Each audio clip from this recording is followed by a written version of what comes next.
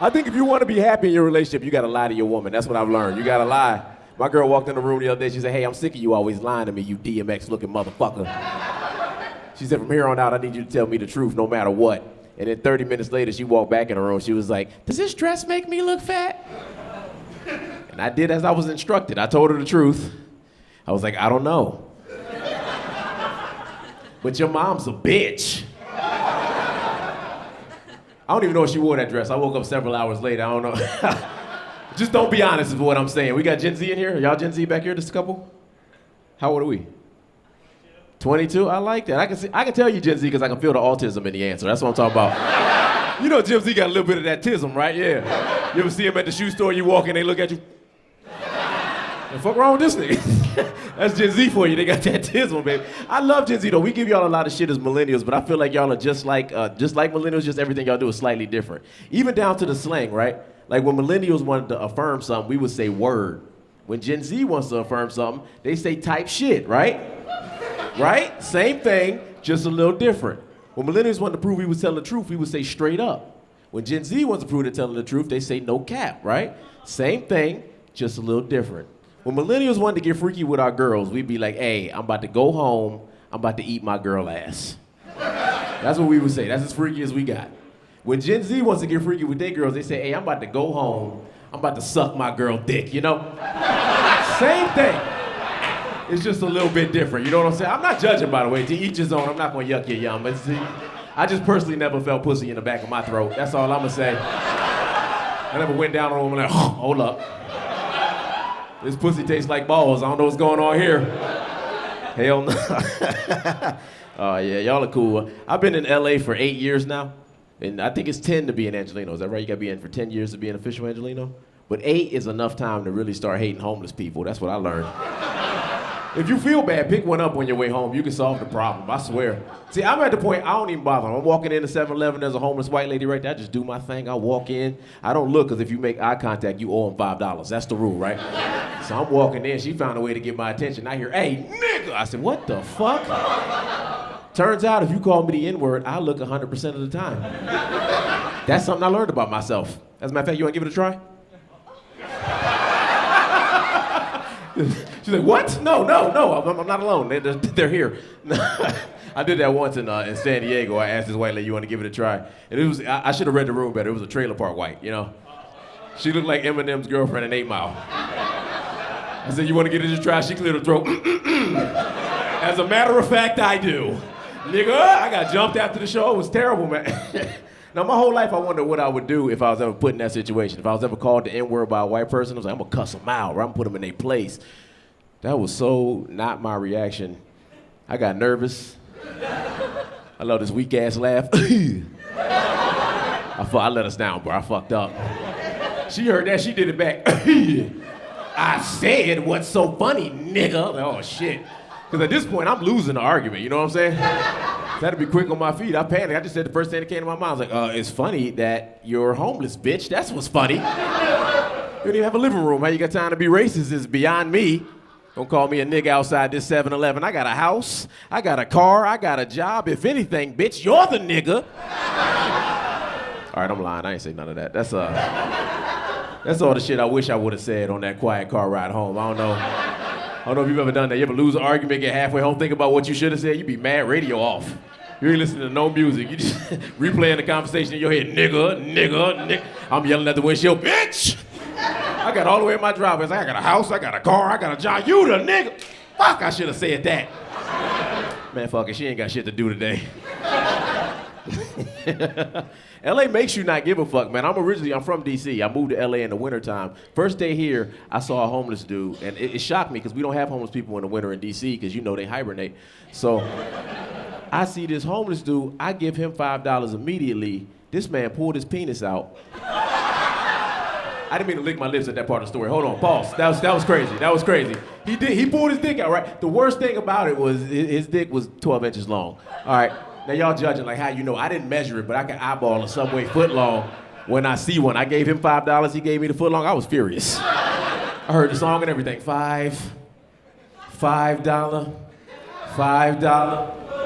So y'all could have measured that dick too. Stop fucking judging me.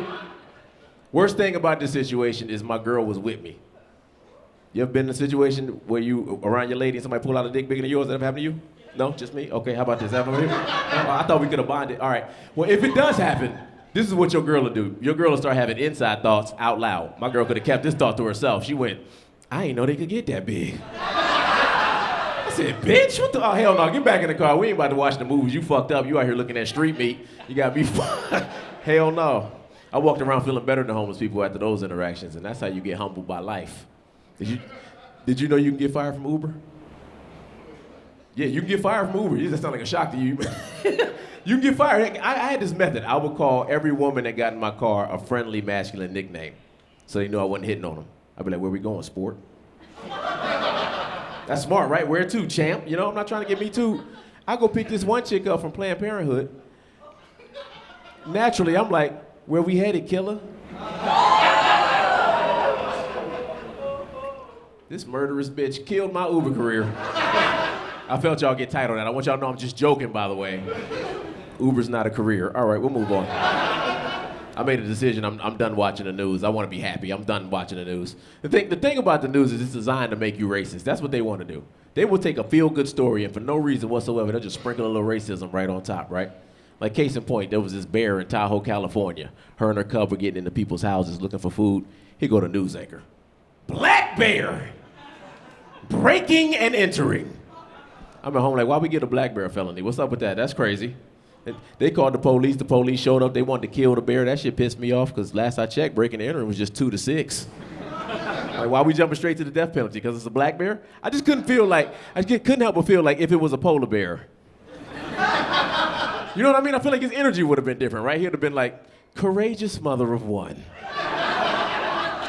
will stop at nothing to feed her cub. If it was a brown bear, grizzly, different energy again, he'd have been like, undocumented oso, called brown-handed stealing food and jobs. I got a theory. I think they treat these bears the way they want us to treat that color person in society. You ever realize this? The only bears that get the Coca-Cola commercials are the white ones. What's up with that? Black bears like Coke too. Where's our commercial? They didn't even give us Welch's grape. That's bullshit. You know what I'm saying? And then look how hard they work the brown bears. They got them selling Charmin Ultra Soft by day, putting out forest fires by night. So the brown bears got 2 jobs, but all the black bears are unemployed with priors. I call bullshit. I think it's by design. They want the white bear, the black bear, and the brown bear to fight amongst each other so we don't team up and kill the zookeepers. You know what I'm saying?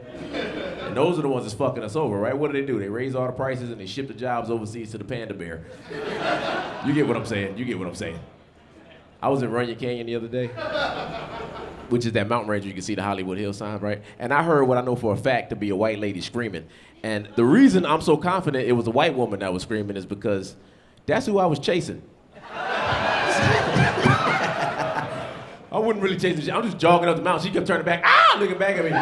Fun fact about me, I don't know if you can tell this, but I've been black my whole life. So if you running and a white lady keeps turning to scream, turn around, nigga. So that's what I did. I turned around and I'm thinking the screaming's gonna stop. She keeps screaming. I'm like, God damn, is this bitch trying to get me killed? So I turn around and politely ask her, if she wouldn't mind shutting the fuck up. And then I realized why she was screaming, because now I'm standing face to face with a black bear. Yes, we have black bears in Hollywood. And no, I'm not talking about the gay dudes, you know what I'm saying? I didn't turn around and see Tyler Perry there like. Here's the thing though, if you run into a bear, best case scenario is to run into a black bear because they're skittish. If you charge a black bear, 9 times out of 10, she'll tuck her tail between her legs and run off in the opposite direction. So that's what I did, I charged this bear. And would you believe that this black bear robbed me at gunpoint? I was like, well, I see why you got the pen. She said, shut the fuck up and empty your pockets, bitch. Then the baby bear jumped out the bushes, yeah, motherfucker, give me the picnic basket. I didn't even have a picnic basket. It was a backpack, but I can't argue semantics with this nigga. He ain't even got trigger discipline. Now every time I watch the news and I hear black bear breaking and entering, I think to myself, I hope they catch that nigga. Oh, y'all are cool as shit. I moved to LA. I first moved to LA. I moved to East LA. Anybody familiar with East LA? Another word for it is Mexico.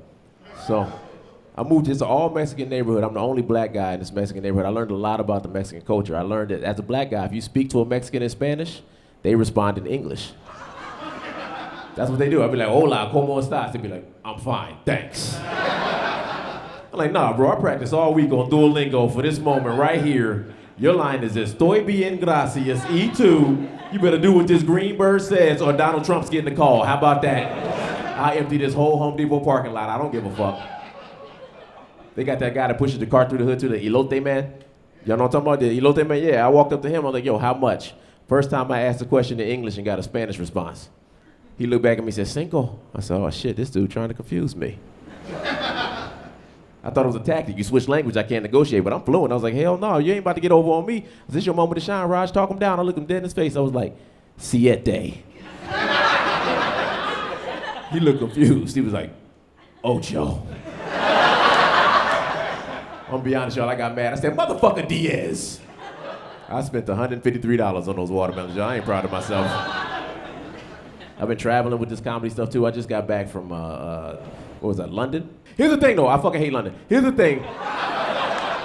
I wanted to like it, but they speak down on Americans, like, cause we don't speak the Queen's English or whatever the fuck. And like when I get into a different culture, I wanna speak their slang, right? First thing I did when I got there was I asked a gay dude for a cigarette, and he got offended. I was like, bro, I thought y'all called cigarettes fags out here.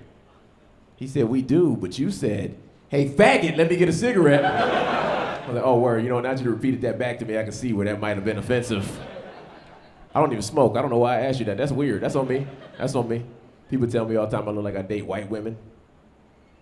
It got quiet in here. Y'all agree? Okay, fuck y'all too. I don't, by the way. I'm 6 years sober. I used to, though. I gave it up. Here's the thing. Like, when you date somebody, y'all break up, like, you want to have a better life than them after the breakup, right? You want to win the breakup. I was dating this white girl. We broke up. She got with this white dude after me. That shit pissed me off because she went black and then went back. And she gave me a speech out the door, too. Fuck you, Raj. I'm fixing my credit. Went right on back.